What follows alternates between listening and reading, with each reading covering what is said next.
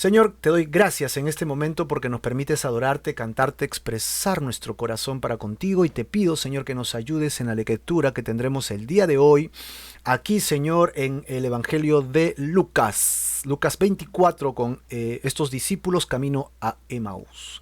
Guía nuestro corazón, nuestros pensamientos, Señor, y que podamos entender tu voluntad y hacerla siempre. En el nombre de Jesús. Amén y amén. Muy bien, si ya están listos y preparados conmigo, yo los invito a que vayan al Evangelio de Lucas, capítulo 24, verso del 13 al 35, ¿no? Versos del 13 al 35. Y hoy día veremos cómo Jesús reactiva, ¿verdad? Veremos cómo Jesús reactiva la fe de sus discípulos. Unos discípulos, pues, un poco desesperanzados, se van a encontrar ahora al borde de no saber qué hacer, ¿no? ¿Cómo vamos a manejar toda esta situación?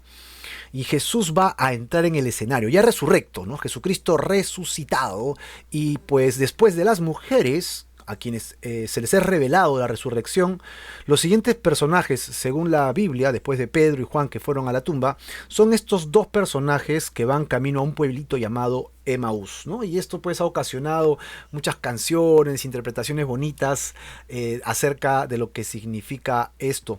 Y nosotros queremos estudiarlo porque justo es lo que nos toca, ¿no? Nos toca el Evangelio de Lucas, capítulo 24, verso del 13 al 35. Con esto en mente, vamos a ver el repaso. Es un repaso bastante ligero ahora porque el texto de hoy día es un poco amplio. Y yo quisiera que vengas conmigo al repaso para poder chequear lo que nos toca ver, ¿no? Lo que nos toca ver. ¿Qué cosa fue lo que sucedió? Pilatos, pues, finalmente es quien entrega a Jesús para su sentencia de muerte. Obvio, ya lo hemos estudiado, esto fue contra su voluntad, ¿no? Así que en realidad los judíos fueron quienes entregaron a este hombre que es considerado un no judío. Ya sabes, un no judío es un gentil. Un no judío es un no gentil. Y por lo tanto, este no gentil cumplía una profecía que Jesucristo sería entregado a los paganos para que fuese asesinado. Así que sin darse cuenta, ellos estaban impulsando el tema de que pudieran ser parte de las profecías. Ok.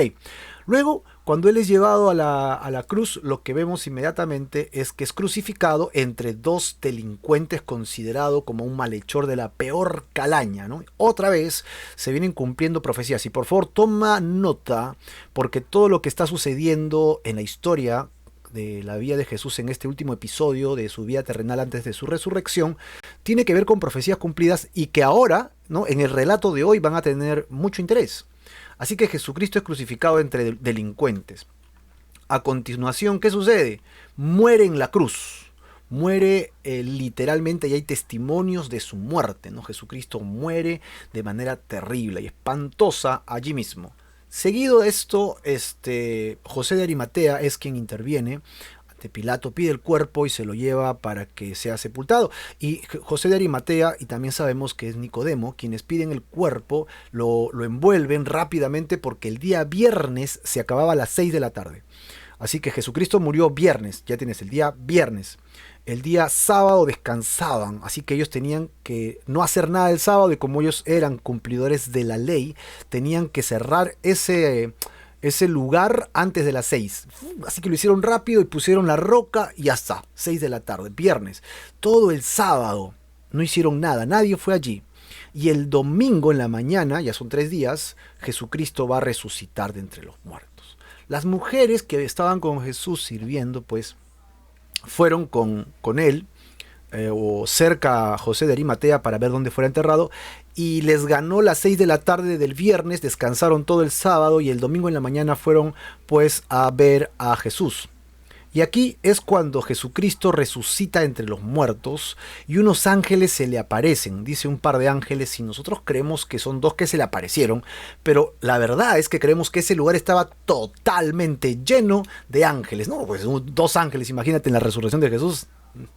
Sí, en el nacimiento estaba lleno de ángeles cantando y adorando. Ahora en la resurrección, una obra maestra de Dios para redimir al mundo, para salvar al mundo. ¿Cómo pues solamente podemos creer que habrían 2 angelitos? No, Yo creo que sí, había muchos ángeles también allí. Seguimos dando la bienvenida, de repente algunos hermanos que acaban de llegar. María Teresa Rivas Gómez está con nosotros, bienvenida.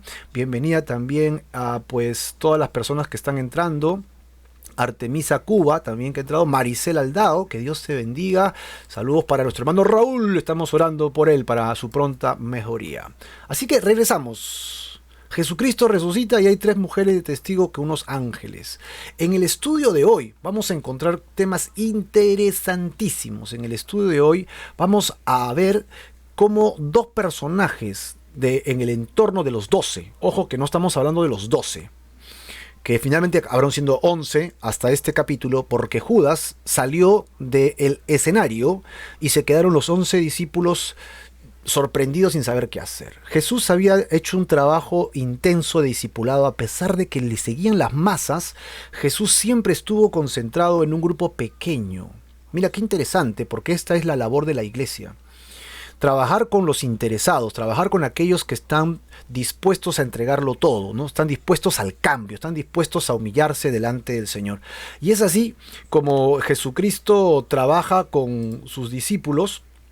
Y aquí encontramos nosotros que trabajó con 12, pero luego trabajó con, ¿quién más?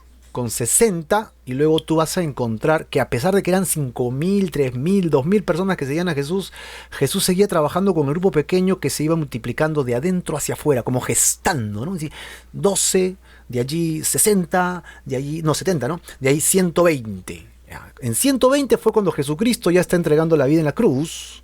Y ahí encontramos nosotros que alrededor de los 11 que quedaban existía este entorno de resto de 120 discípulos.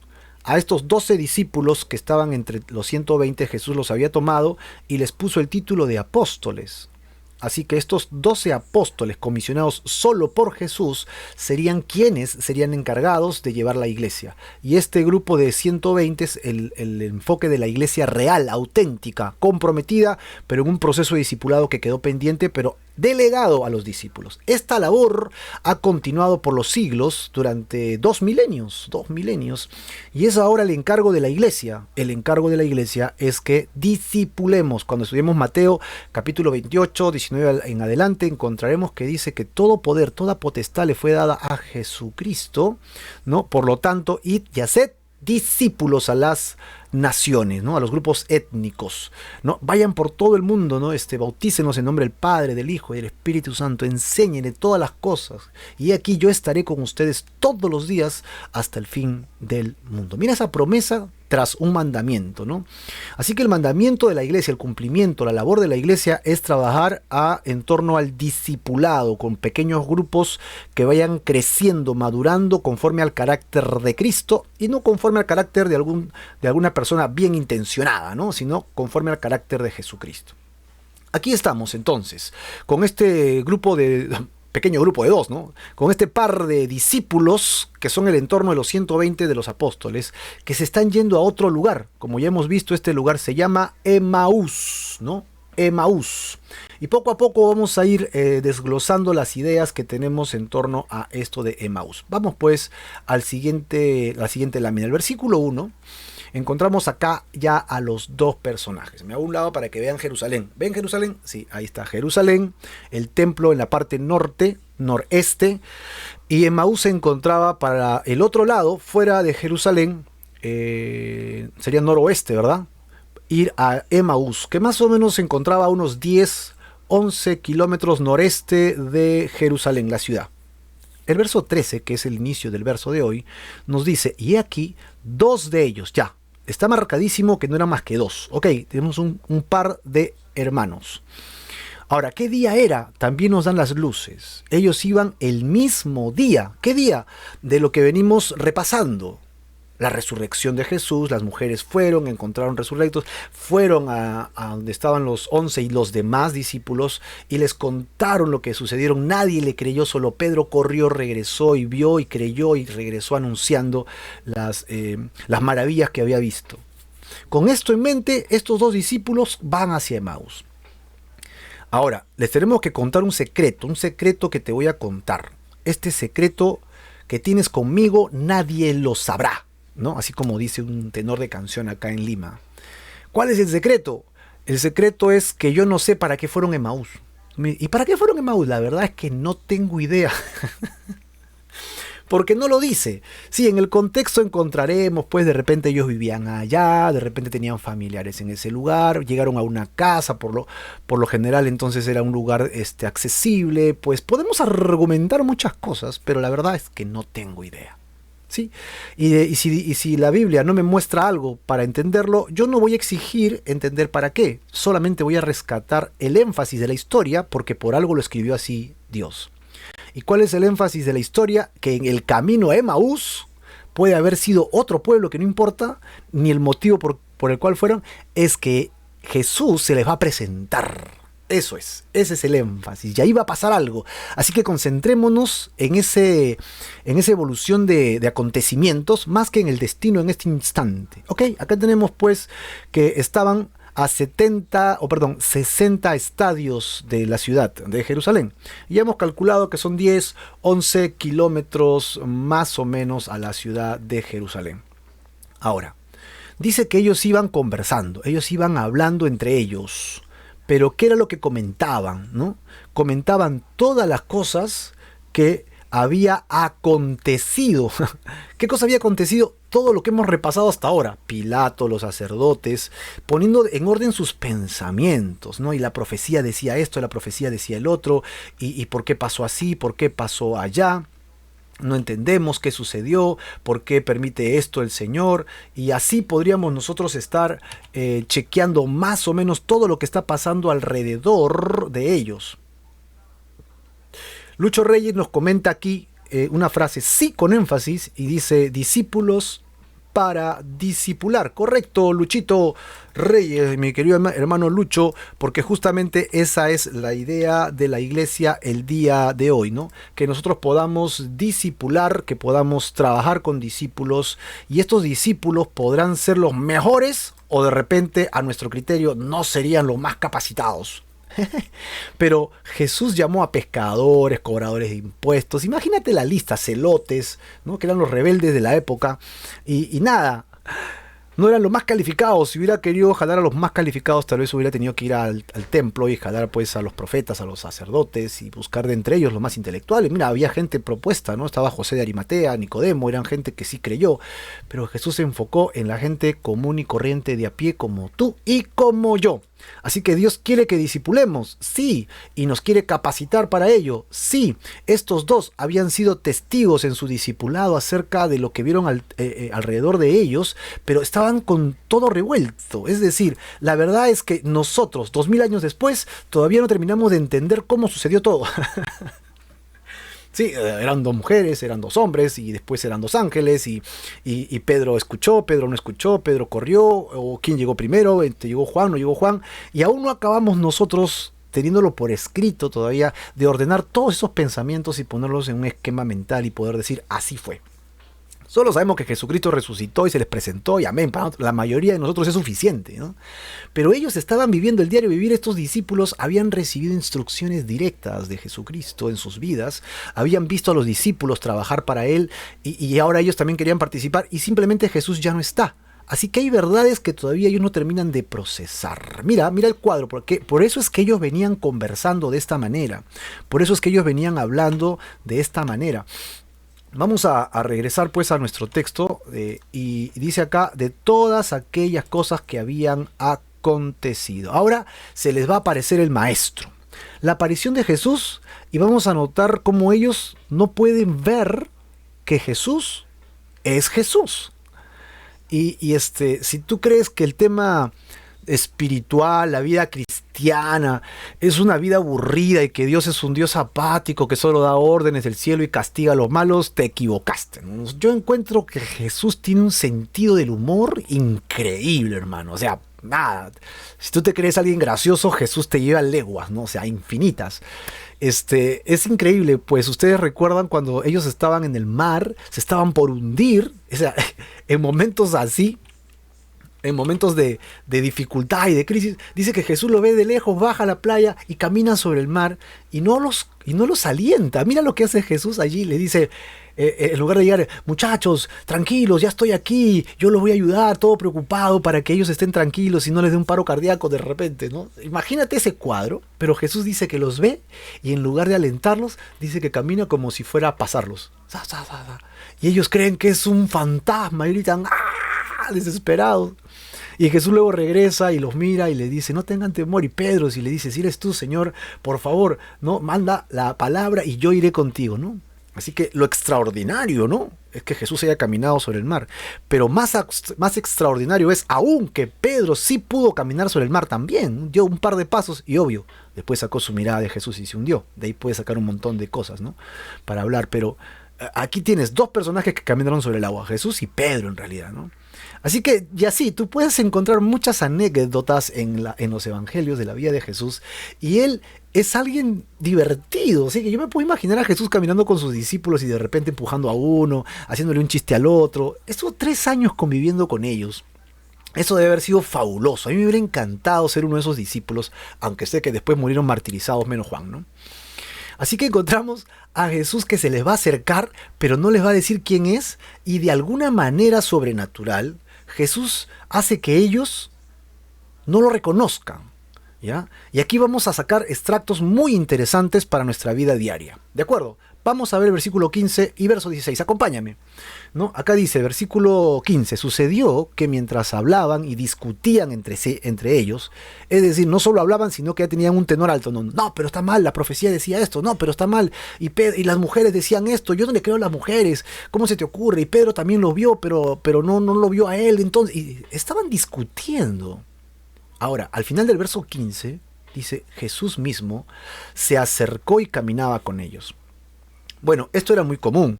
Si tú vas a caminar 10, 11 kilómetros a un paso regular, más o menos estamos hablando de un par de horas.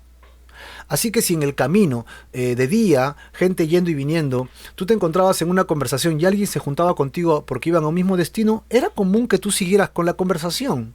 Así que un peregrino que está por allí, ¿verdad?, alguien ajeno a ellos se les acerca y les habla, entonces ellos le siguen la conversación. ¿De dónde apareció Jesús? ¿Cómo es que Jesús apareció allí? O sea, resucitó y fue caminando hasta el camino de Emaús y los esperó a que pasaran. No lo sé. Jesús dijo, me toca a los de Emaús, y ¡fum!, apareció y desapareció allí. Tal vez. Jesús estaba en otro lado y dijo, ya me toca a los de Emaús, y ¡zuc!, fue corriendo y se paró para estar con ellos. No tengo idea. Es decir, no sabemos cómo, pero dice que se acercó y caminaba con ellos. Y ellos de repente están caminando normal, conversando, y ven a un peregrino, y hola, ¿qué tal? Y están conversando, y se acerca más, y ¿cómo estás? Hola, ¿qué tal? Y siguen conversando, y se les sigue acercando, ¿no? Y camina al lado de ellos ya, y dices, hola, ¿qué tal? Mucho gusto, yo soy Juan Pérez, ¿no? Juan Pérez, todo el mundo se llama Juan Pérez. Yo conozco a Juan Pérez también. Marco Bustamante, ¿no? Antonio Velázquez, ya, hola, ¿qué tal? Y comienzan a caminar juntos. Y Jesús los está mirando y ellos siguen discutiendo. ¿Ves el cuadro, verdad? Verso 16. Y acá está lo sobrenatural, porque dice, mas los ojos de ellos estaban velados. O sea, no es que ellos, a propósito, no le hicieran caso a Jesús, sino que sus ojos no les permitían ver que era Jesús.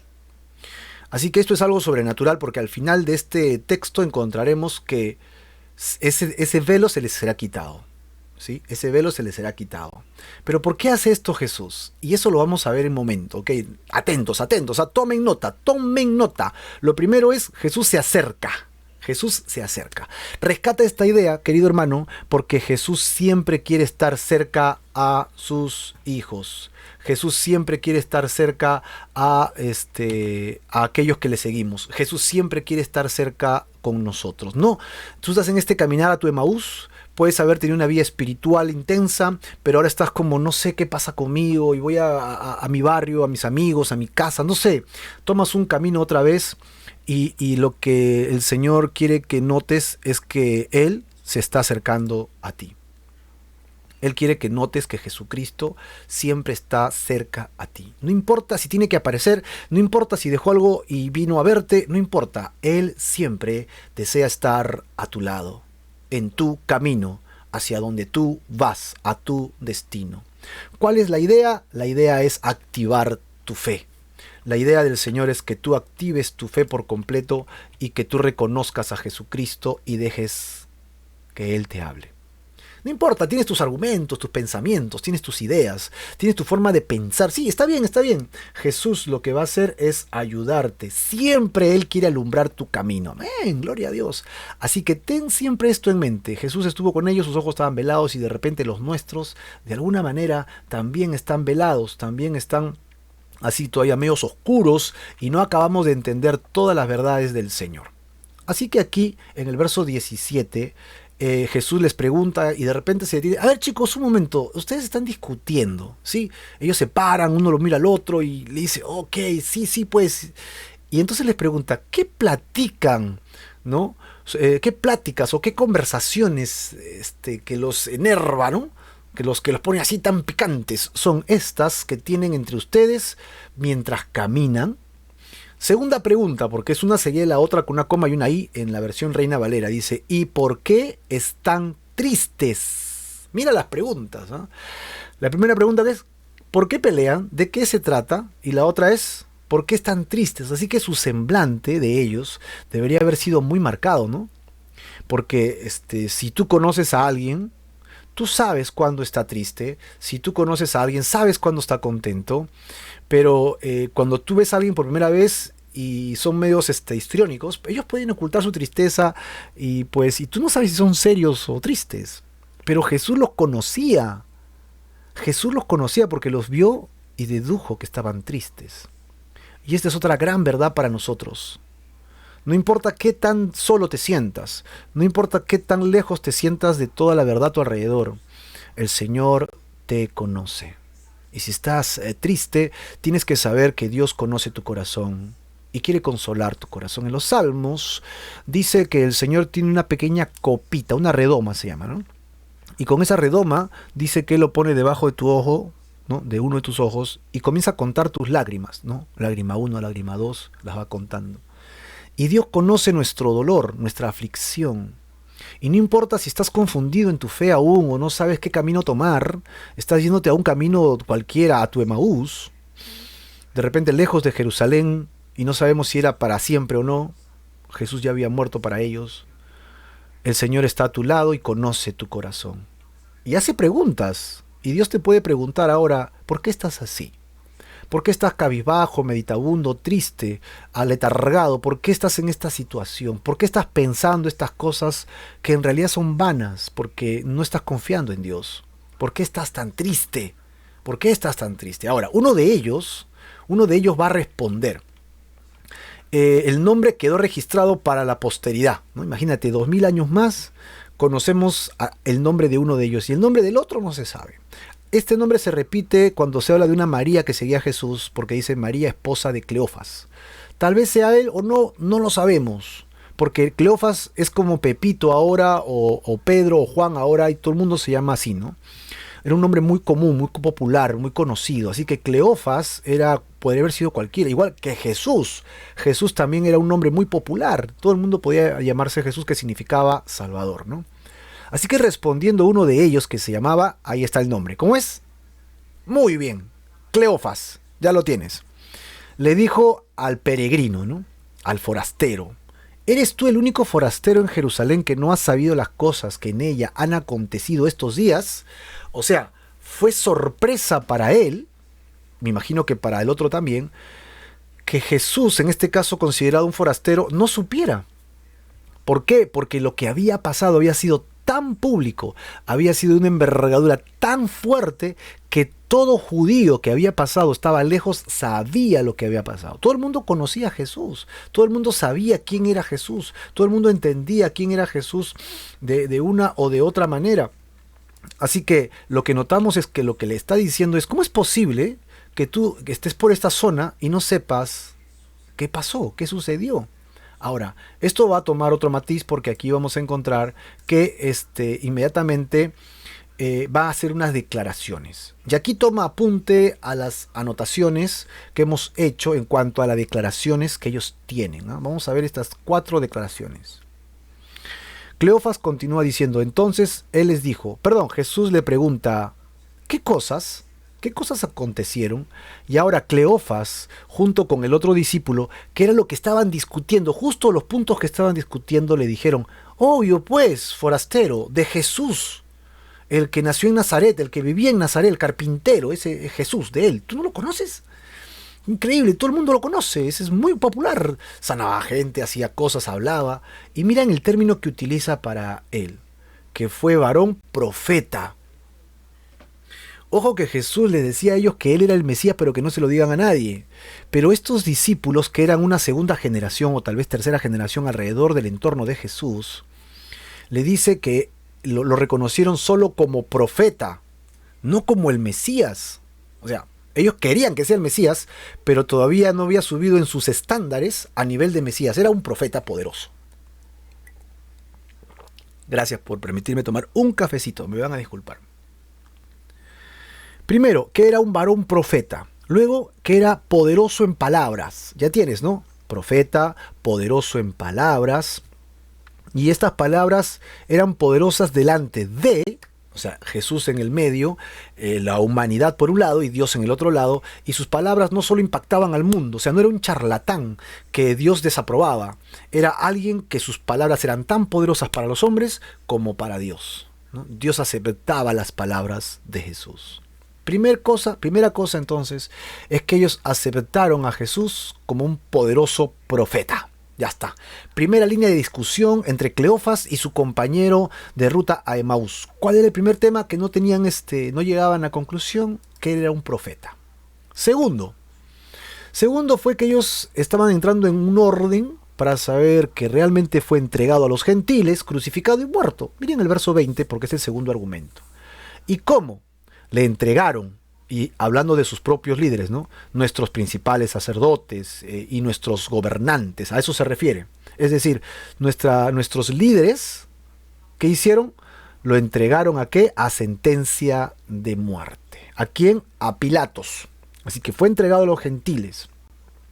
Y luego, ¿cómo termina esta frase? Y le crucificaron. Es decir, murió en una cruz, de manera cruenta.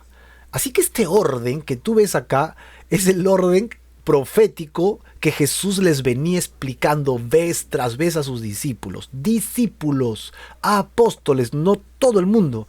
El entorno cerrado, chiquito, grupo pequeño de Jesús de trabajo. Ellos sabían estas palabras. Él decía, es necesario que vaya a Jerusalén para ser muerto por los gentiles y que sufra por causa de ellos y al tercer día resucite entre los muertos. Y ellos por acá y por acá. Y ahora, justamente ahora, bienvenido Danilo Alberto Campos, que está con nosotros. Que Dios te guarde y te bendiga, mi querido hermano. Justamente estos temas impresionantes que están sucediendo acá son lo que Jesucristo ya les había dicho, ya se los había contado, pero ellos todavía están como inciertos, ellos todavía están como no crédulos. Eso nos los dijo, pero no acabo de ponerlo en orden. Por favor, hermano, no los juzgues tan fuerte. Ahora, ¿no? O sea, estos cómo no pueden creer en Jesús, ¿qué les pasó? ¿Por qué no creen de una vez? Pero si nosotros, teniendo todas las evidencias bíblicas, históricas, ¿no?, de testimonios de esa época, incluso de no creyentes, léete el libro de Flavio Josefo, donde hay mucha información de un judío no creyente, ¿no?, acerca de Jesús y lo que pasó allí. Es decir, es innegable lo que pasó allí con todos estos testimonios. Y si es innegable, entonces nosotros también deberíamos creer. ¿Pero qué hacemos? No creemos. Todavía no acabamos de poner en orden nuestros pensamientos, a pesar de que sabemos que fue muerto por Roma, ¿no?, por la mano de Pilato, obviamente pues confabulado por los judíos, fue crucificado y murió. Tú y yo lo sabemos. ¿Amén o no? Yo creo que sí. En el verso 21 viene la tercera declaración de los discípulos. Ellos lo habían considerado profeta, pero estaban esperanzados que fuera el Mesías Redentor. Y cito versículo 21. Pero nosotros esperábamos que Él era. O sea, ellos esperaban, pero no creían que era.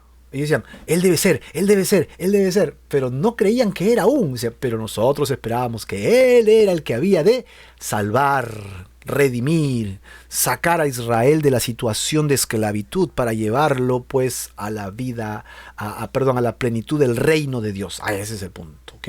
Pero nosotros esperábamos que Él era el que había de redimir a Israel. Y ahora, además de esto, hoy es ya el tercer día que esto ha acontecido. Y esto debido a los siguientes versículos que vamos a leer, porque cuando las mujeres regresan con los 11 y los demás discípulos, ellas les hacen notar que justamente los ángeles le dijeron que iba a resucitar al tercer día. Entonces ellos dijeron, sí, sí, verdad, pero no acababan de creerlo, no acababan de responder a eso.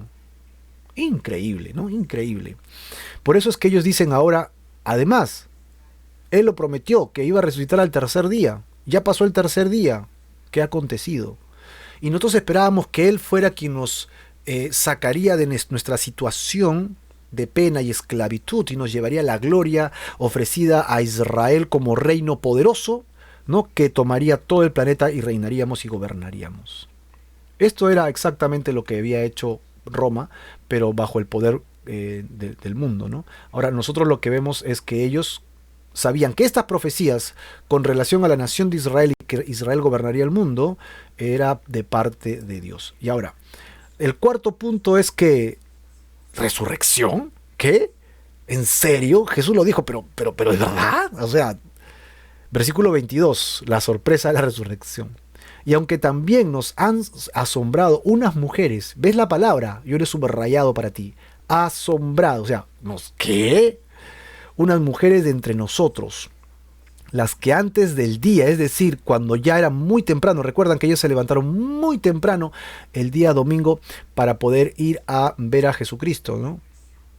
Es decir, antes que el día nazca, se podría decir, con el sol arriba, ¿no? Las que antes del día fueron al sepulcro, versículo 22, ahora veamos el verso 23, y dice, ¿y cómo no hallaron su cuerpo?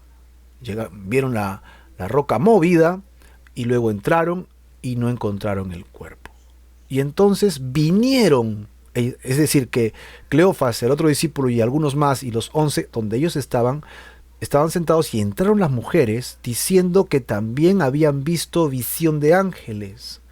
Los dos hombres que se le presentaron concluimos que eran ángeles, quienes dijeron quienes dijeron que Él vive. Ok, yo aquí creería, pero ya, ¿no? Porque era la promesa, era Jesús quien lo había dicho, era Jesús quien había muerto y pues todo esto yo diría, sí, amén, amén, ¿no? Yo no sé si tú podrías decir amén ahora. Estos ángeles dijeron que Jesús vive. Pero yo diría amén, sin embargo, yo no sé cómo lo trabajarían ellos, pero ellos dicen en el verso 24, y fueron algunos de los nuestros al sepulcro, y sabemos que fue Pedro, y sabemos que fue Juan. ¿Verdad? Y los dos fueron, vieron, entraron, vieron y creyeron.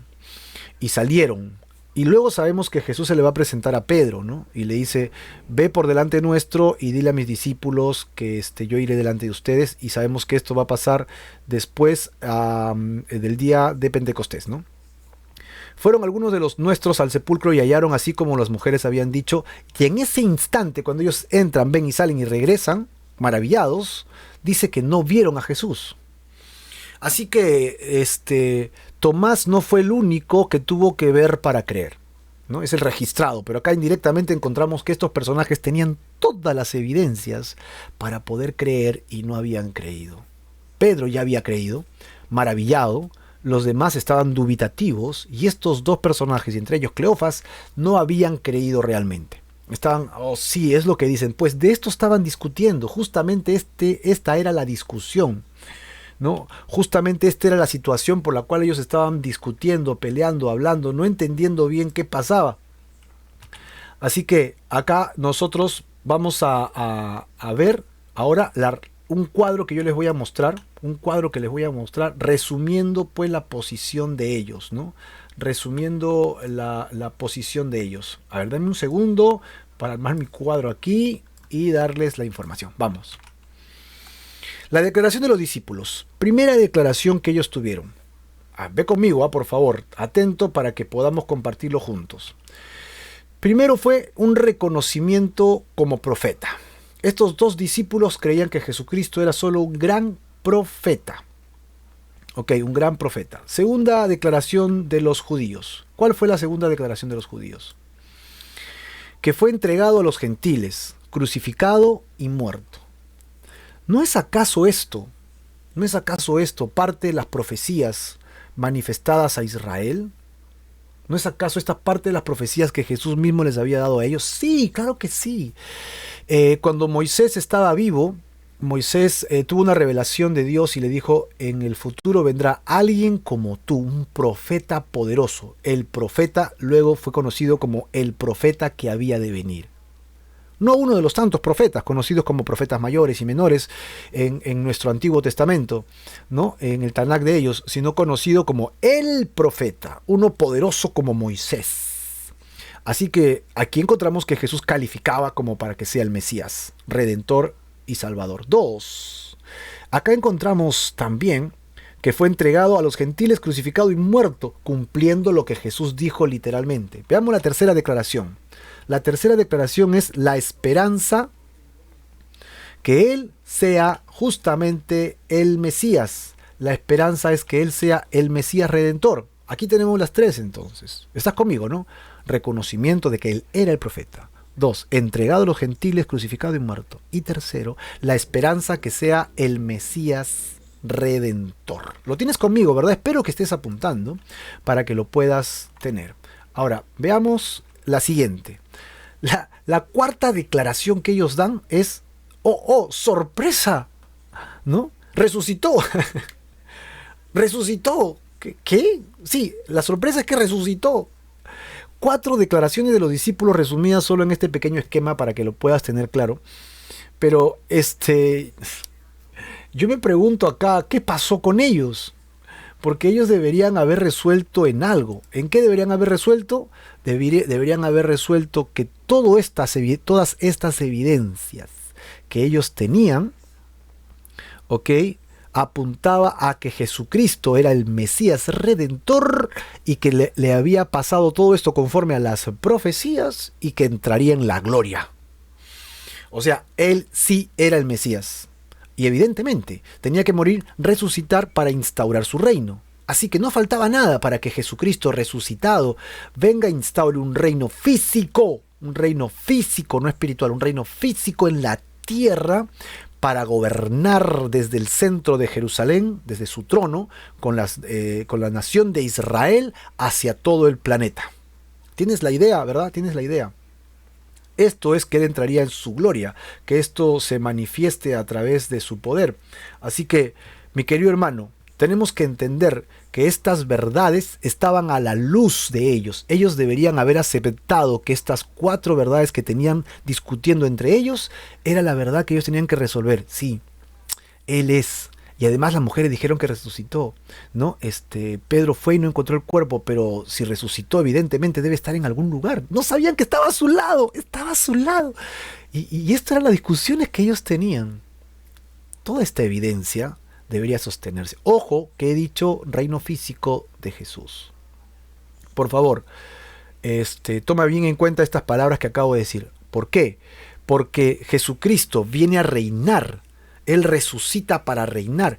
Pero antes que Él se siente a reinar físicamente, Él ha decidido retornar al Padre y esperar. Antes de reinar físicamente, va a esperar. Ok, ¿y qué cosa es lo que va a esperar? Va a esperar que las naciones, los gentiles, podamos entender este mensaje, que Él es el profeta, que Él fue entregado a los gentiles, fue crucificado, muerto y resucitado, que Él es el Mesías Redentor y venció a la muerte. Eso es lo que tenemos que entender. Él quiere que el mundo entienda este mensaje. Apúntalo, márcalo, ahí te lo voy a enviar a tu WhatsApp si quieres, como un esquema en PDF o en JPG, para que lo tengas y puedas compartirlo, porque sabes que esta verdad es la verdad que tenemos que predicarle al mundo. Que Jesucristo es el Redentor del mundo, pero nosotros tenemos que aceptarlo.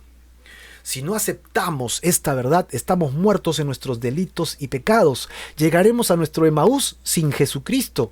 Tenemos que llegar a nuestro Emaús convencidos de que Él es el Mesías, Salvador y Redentor. ¿Por qué? Porque Jesucristo ascendió al cielo. y está esperando que este mensaje se predique a las naciones, está esperando que este mensaje se predique al mundo, a los gentiles y a los judíos, y que nosotros regresemos al Señor. Es decir, es paciencia, la paciencia de Dios. La paciencia de Dios para contigo y para conmigo, que Él quiere que por ahora su reino sea espiritual. Es por eso que es espiritual ahora. Cuando tú te conviertes al Señor, entras al reino espiritual. Aún seguimos en este cuerpo pagano, aún seguimos en este cuerpo todavía de maldad, en este sistema corrompido, gobernado todavía por el haz de las tinieblas. Pero el Señor nos quiere sacar de este mundo espiritual, llevarnos a su reino espiritual, que es de luz, de paz, de amor, de consolación, de misericordia y de promesas. ¿En qué? La promesa en que pronto va a regresar para instaurar su reino físico. Su reino físico. Amén.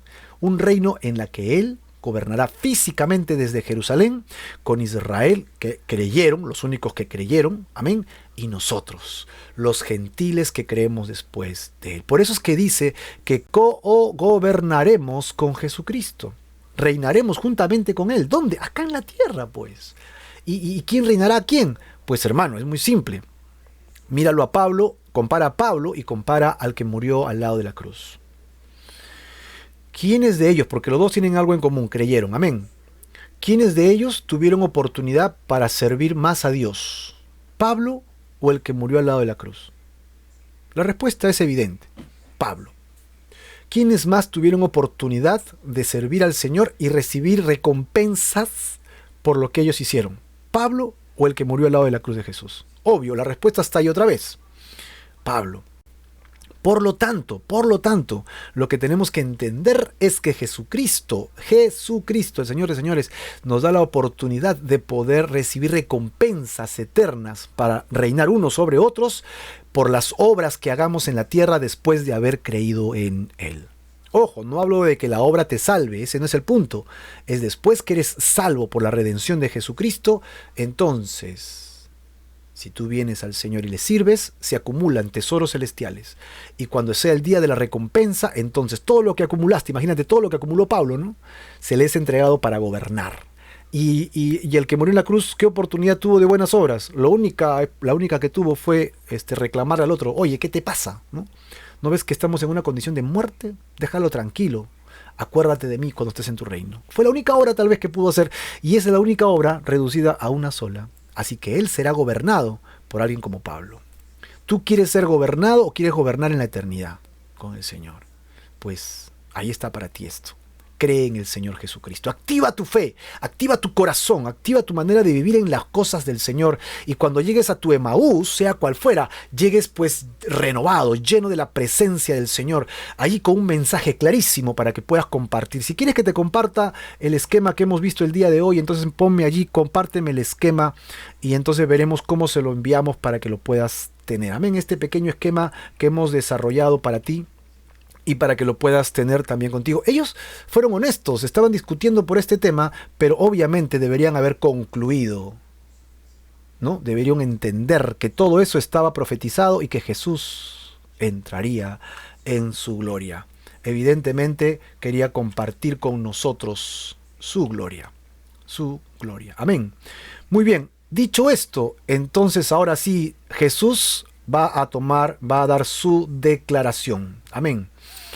Entonces él les dijo, pocos sensatos, ¿no? Tontos, por decirlo de una manera hasta sublime, ¿no? Qué tontos son ustedes, ¿no? De repente nosotros hubiéramos dicho en peruano, ¿no? No seas tontito, pues, ¿no? No seas tontito, pues. Siempre ponemos el hito al final, ¿no? No seas tontito, no seas quedadito, no seas poco sensatito, ¿no? Insensatos. Y pues tardos de corazón es duros de cabeza o cabezaduras, que te explican y no entiendes, ¿no? Tardos de corazón, suena bonito, ¿no? Tardos de corazón, ¿para qué? La palabra que utiliza Jesús acá es para creer. ¿Creer qué? Todo lo que los profetas han dicho, es decir, todo lo que ustedes dicen está profetizado, yo lo he cumplido, yo se los avisé, y ustedes solo tuvieron que creer, no meterse pues a la ciencia, no meterse a la ciencia de tratar de entender cómo, por qué, cuándo, dónde. Ustedes solo debieron creer porque ya lo había dicho Dios. En ese sentido, debemos ser crédulos, ¿verdad? En lo demás sí tenemos que ser cautos, ¿no? Tenemos que verificar, mirar, chequear todo lo que pasa a nuestro alrededor y ser pues astutos. Pero en cuanto a la palabra de Dios, debemos ser crédulos. Jesús dijo, ustedes son insensatos y tardos de corazón para creer lo que ya había sido profetizado. Verso 26. No era necesario que Cristo padeciera estas cosas, porque ya estaba profetizado, ¿verdad? Y que entrara en su gloria. La pregunta debió desbaratar el corazón de estos hombres que estaban escuchando a Jesucristo. Y entonces, comenzando desde Moisés y siguiendo por todos los profetas, les declaraba en todas las escrituras lo que de él decían. Qué maravillosa conversación habrá tenido Jesucristo acá. Esto debe haber sido realmente abrumador para ellos, ¿no? O sea, oh sí, Moisés dijo esto, Moisés explicó esto, y la presencia del tabernáculo fue construido así para expresar acerca del Mesías, cómo había de morir, y pues las profecías acá de Jeremías, de Zacarías. Imagínate qué tal conversación, más o menos 2 horas de diálogo, porque era más o menos el tramo que recorrían ellos a un paso regular para llegar hasta Emaús desde Jerusalén. 1 hora y media, 2 horas de conversación con Jesús, donde Él te manifiesta todo el Antiguo Testamento y las profecías que declaraban en todas ellas que Él era el Hijo de Dios, el Hijo del Hombre, el Mesías Redentor de Israel, que vendría a instaurar su reino. Y ellos decían, estas palabras retumban en mi mente, retumban en mi corazón. Y entonces Jesús les declara y le dice, y llegaron, versículo 28, a la aldea a donde iban. Mira lo que dice aquí, o sea, llegaron al destino y se acabó la conversación. Y Jesús les dice, bueno chicos, Dios les bendiga, yo me tengo que ir. Bye bye, que les vaya bien, me voy. Porque dice, y él hizo como que iba más lejos. Así que lo primero que hace es ponerles un pequeño velito delante de los ojos para que no distinguieran que era Jesús. Y segundo, como decimos acá nosotros, se hizo el loco, ¿no? Jesús se hizo un poco el loco y dijo, ¿saben qué? Me voy, chao, chao, a ver qué les decía. ¿No? ¿Y cuál fue la respuesta de ellos después de escuchar tremenda enseñanza, exhortación de Jesucristo? Ellos, dice la palabra, obligaron, o sea, quédate, no te vayas, no, ven. Dice, mas ellos le obligaron a quedarse diciendo, quédate con nosotros porque se hace tarde. ¿Cuál fue el argumento? Que el día ya ha declinado. ¿Cuál fue el argumento? Que es de noche, es peligroso, te pueden asaltar, por favor, peregrino, por favor, quédate con nosotros. Y entonces Jesús no se hizo de rogar, pues entró a quedarse con ellos. Ok, ahora vamos a ver la revelación que Jesús hace de sí mismo ante ellos. Versículo 30. Ya estamos llegando a la parte final, versículo 30.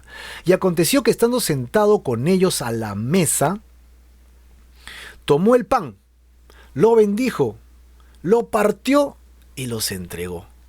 Esta costumbre era una costumbre muy real en Israel a la hora de comer, pero Jesús tenía sus métodos, tenía su forma, tenía sus hábitos. Así que ellos vieron esto y dijeron, esto me parece muy familiar. Las escrituras, como las dijo, la enseñanza como la daba, era muy familiar. Y ahora partiendo el pan como lo parte, es mucho más familiar aún. Ya estando en Emaús, ya estando con el Mesías allí, ya estando con el corazón abierto para creer, Jesús se les revela. Y entonces cuando ellos ya entendieron en el corazón primero, se les es quitado los velos de los ojos. Entonces les fueron abiertos los ojos y allí, ¡wow!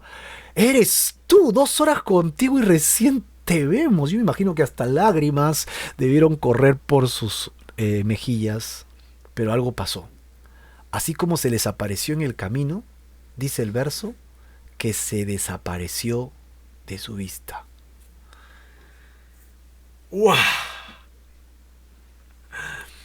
Yo soy hipertenso, tal vez me hubiera dado un ataque cardíaco. ¿Qué pasó? No entiendo qué sucedió. ¿Cómo pasó? ¿Se desvaneció? ¿Desapareció? Jesús simplemente dejó de estar allí. Ellos dijeron, ¿esto fue un sueño? Pero el pan partido lo tengo en la mano. Las palabras que dijo la tengo vibrando en el corazón. Así que ellos se van a ver el uno al otro, hermano. Yo te digo que si tú le crees al Señor, que si tu Emaús está lejos o cerca, pero si tú resuelves creer las Escrituras y resuelves seguir los mandamientos de Jesucristo en tu vida, Él se te va a aparecer. Tus ojos verán lo que antes no vieron, tu corazón sentirá lo que antes no sintió, ¿ok? Y tú reconocerás a Jesucristo delante de tus ojos y verás cosas extraordinarias, porque acá dice desapareció de su vista, es decir, verás cosas que ojo no vio. Y estoy citando el Antiguo Testamento parafraseado para ti, ¿no? Y es aquí que ellos activan su fe, reavivan su fe, porque dice a continuación, versículo 32, y se decían el uno al otro, ¿no ardía nuestro corazón en nosotros mientras nos hablaba en el camino? Y cuando nos abría las Escrituras, bien, hermano, si tú has creído como estos dos compañeros, Cleofas y su hermano, y tu fe se está activando, tu fe se está activando, entonces, si tu fe se está activando, tienes que hacer algo, no te puedes quedar callado, tienes que compartir lo que has entendido, la salvación que has entendido en tu vida, tienes que hacer algo. ¿Qué fue lo que hicieron ellos? Los dos últimos versos de hoy día nos revelan lo que ellos hicieron. ¿Qué hicieron? Se levantaron en la misma hora. Es decir, acuérdate que era de noche, era peligroso, tal vez había asaltantes, tal vez era medianoche porque era ya tarde cuando los acompañaba. Llegaron, comieron, se sentaron, les sirvieron y ya era 11, qué sé yo, qué horas serían, pero era tarde y hallaron, y levantándose en la misma hora, se pusieron de pie y entonces volvieron a Jerusalén. ¿Para qué? Para buscar a los 11 que estaban reunidos. Y hallaron a los 11 reunidos. ¿Y a quiénes más? Y a los que estaban con ellos, el resto de discípulos. Y entonces, al llegar ellos con la noticia, se dieron cuenta que ellos también tenían otra noticia. Es decir, Jesús ya se había manifestado para activar la fe de todos sus discípulos. Jesús no solo les había aparecido a los 12, ya se les había aparecido también a Simón.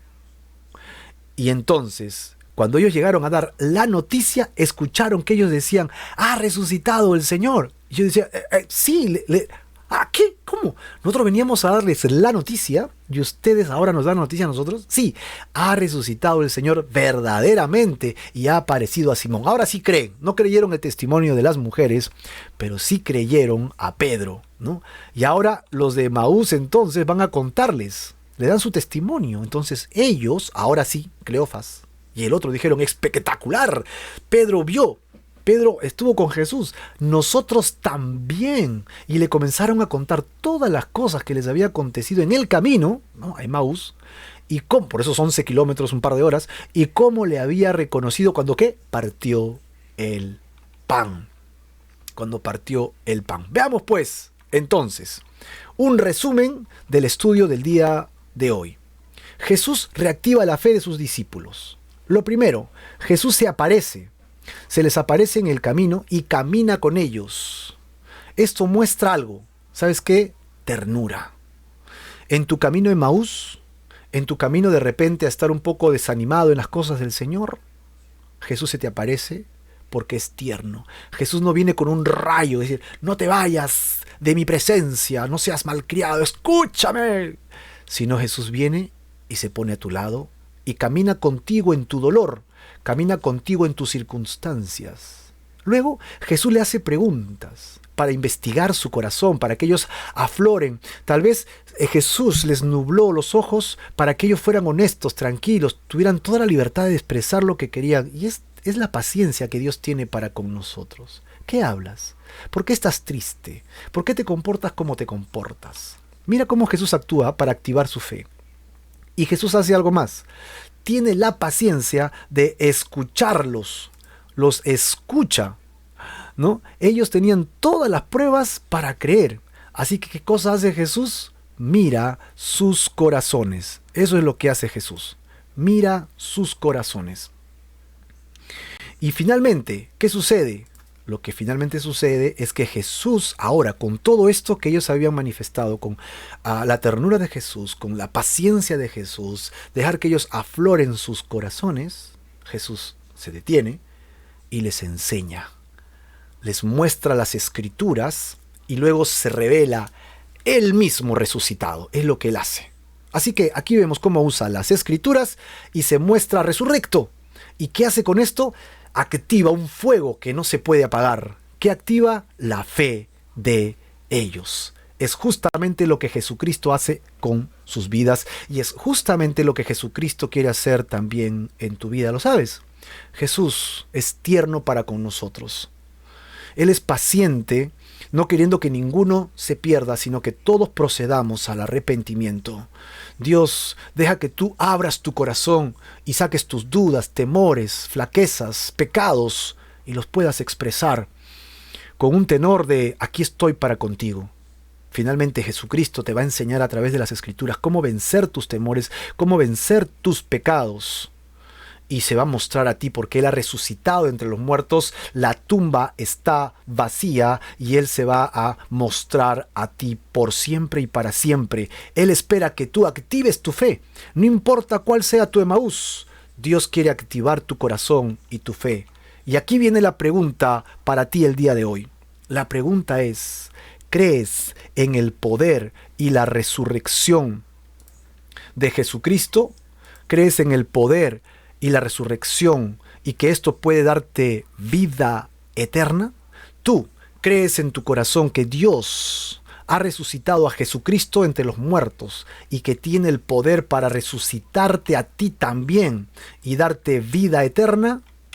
Estas preguntas son preguntas de reflexión para ti, pero yo te pido que no las respondas a la ligera. Tal vez puedes textear y decir, sí, sí creo, amén, gloria a Dios por ello, porque lo estamos animando a hacer, pero yo te quiero animar a que lo hagas de todo corazón. Reflexiona sobre quién es Jesús. Toma los esquemas de hoy día, pero de la palabra de Dios, ¿no? Yo he hecho mi esquema para ayudarte, pero tú haz tu propio esquema de las Escrituras y verifica en tu corazón y sé honesto con Dios. Sí creo, no creo. Tal vez puedes contestar, no entiendo aún, Señor, por favor, muéstrame más. Y te aseguro que en la paciencia del Señor, Él te va a mostrar sus verdades, porque la intención de Dios es que no te pierdas, sino que tengas vida eterna en Cristo Jesús, que es nuestro Señor y nuestro Redentor. Amén. Este pues es el estudio del día de hoy y es el llamado de Dios para ti. El llamado de Dios para tu corazón es que vengas a Él arrepentido y que le des tu corazón a Jesús. Mi deseo es que hoy día tú le entregues tu vida al Señor. Mi deseo es que hoy día tú le entregues tu corazón en fe y total arrepentimiento, un arrepentimiento genuino ante su presencia. Que hoy día hagas que el Señor obre a través de tu corazón, que el Señor se manifieste en tu vida y dejes que el Señor haga su obra. Aquí, en este tiempo del camino de Emaús, el Señor quiere manifestarse a ti por completo. Entrégale tu vida al Señor Jesús. Confía plenamente en Él y deja que el Señor haga su obra en ti. En este momento, hay una pregunta para ti. ¿Estás dispuesto a entregarle tu vida al Señor Jesús? ¿Crees en el poder de la resurrección? ¿Que tú serás resucitado de entre los muertos y que el Señor te dará vida eterna? Abre tu corazón y deja que el Señor entre en tu vida, en tu casa, en tu familia, en tus problemas sociales, económicos, y que Él gobierne cada instante de tu vida. Entrégale tu corazón y activa hoy día tu fe y pon tu arrepentimiento a los pies de la cruz de Jesús. Señor Jesús, en esta hora y en este momento entregamos nuestras vidas y nuestros corazones a ti y te pedimos por cada hermano y hermana, amigo, amistad que ha sido convocado a este estudio bíblico, a este estudio a través de la internet, para que reconozcamos nuestros pecados delante de ti y te entreguemos nuestras vidas. Señor Jesús, somos pecadores, hemos robado, hemos mentido, hemos deseado las cosas de nuestro prójimo, hemos hecho lo malo en nuestro corazón. Pero Señor, tú ocupaste nuestro lugar de castigo en la cruz y te entregaste por nosotros. Y nosotros queremos, Señor, reconocer que tú nos salvas y nos das vida eterna en ti, solo en ti. Por lo tanto, te entregamos nuestras vidas, nuestros corazones, en genuino y total arrepentimiento. Te entregamos nuestras vidas, Señor Jesús.